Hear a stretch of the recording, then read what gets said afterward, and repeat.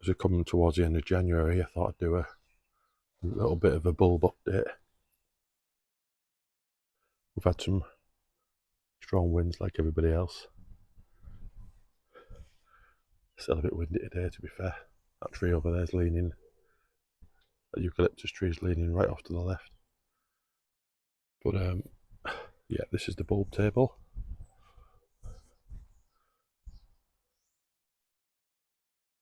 Just all of the typical things you'd normally have on here, like the hyacinths and the muscari, daffodils. Trying to think what else I've got in here. Oh, I've got a few crocuses as well. But yeah, I tend to do a bulb table in a position where I can see it from the window, and you get this kind of view from the window more or less, and you can just see everything coming up, and it just kind of lifts it all. It also keeps it off the floor and keeps the drainage good. But yeah, I've always done that. You usually have it just here because obviously that bit of patio wasn't there. But I've always done that, and it's always been a nice start to the spring. So coming up to the end of January now, signs of life. There's bulbs poking up everywhere. I've got bulbs poking up in these pots here as well. These are the just different variations of big daffodils, and like obviously in all of them there's my dahlia tubers, and I've added daffodils to the dahlia tubers. So it'll be interesting to see how they do. And they were a couple of perennials tubs that I've made where it had, I think there's Gower in one, there's Echinacea in the other, and I've just put loads of tulip bulbs in and around it to see how that plays out. Can the tulip bulbs come up, do their thing, disappear down, the perennial then does its thing, and then they're my two little testers. That's why they're there. Usually I do at the end of each year cut things back. You can see over there here that I haven't done that with the Rebecchias this year. I haven't done that obviously with the Echinaceas this year. See all in the troughs here, I've not done that. But that was by design. I decided to leave it this year. Same for the Clematis and everything else. I've just left it. I wanted to see what happens to it if I leave it and cut it back in spring. When you see the fresh growth coming, because I have a tendency, until I started doing these videos, that's why I'm doing them, of forgetting where things are, which is mental considering I've been here years, but I always forget what was where. Because obviously the garden looks pretty bare this time of year. So this will be interesting to see how it plays out this year. Do I find it easy to find where the perennials are, in terms of like where my space is to put more plants in, so I'm not digging up the wrong things when I'm trying to add more to it. So yeah, very wet at the moment. You can see here that's kind of why, as part of the grass, I dug this trench out on the side, because I do get it is on a kind of a slope, and you do get a lot of water in the back of the garden this time of year, and it kind of drains down towards the house.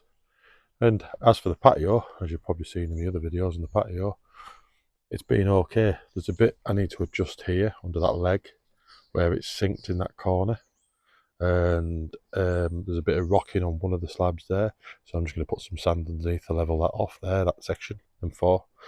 But for the rest of it, all them 9 are solid, all them last 3 there are solid. It's just this little section here that's kind of a little bit loose, but that's done what I wanted to do.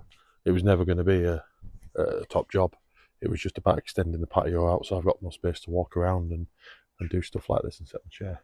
So I'm happy with it.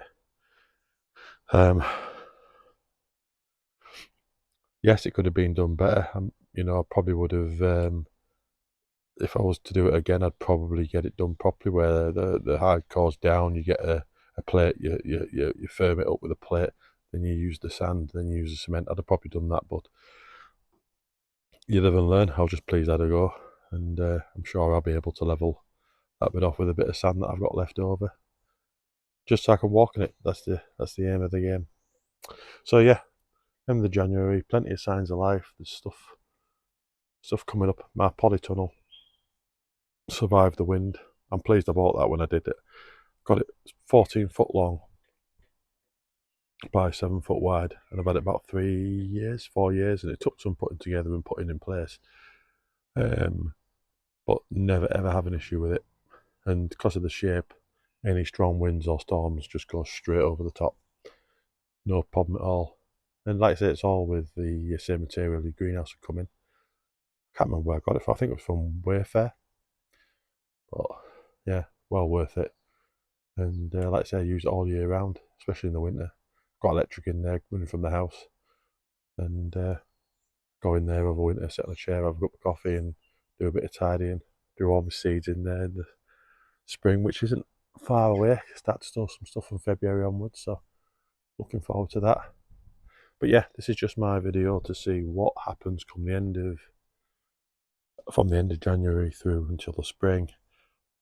That trough there, I put all of my old tulip bulbs in from my pots, and I topped up.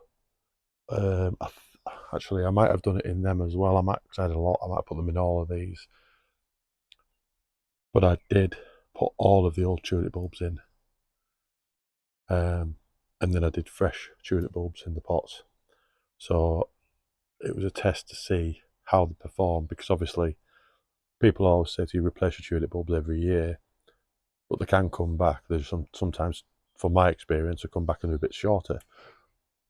But it'd be interesting to see what happens here, because last year that was empty in spring. There was no bulbs at all, and same for these two. So this will be a good test to see what actually happens with dumping all the old bulbs into the troughs, putting fresh ones into the pots. And if it works really well, I'll just keep doing that every year now. I'll just, when I'm finished with the new pots, put them in. So yeah, so I think that's about it. But there's bulbs popping up everywhere, and it's that time of the year where you're just constantly tidying. And I must have been to the tip about 100 times, finding more and more rubbish to get rid of. There's still lots more to do. So I'll leave that for now. It won't be long until we're enjoying some better weather.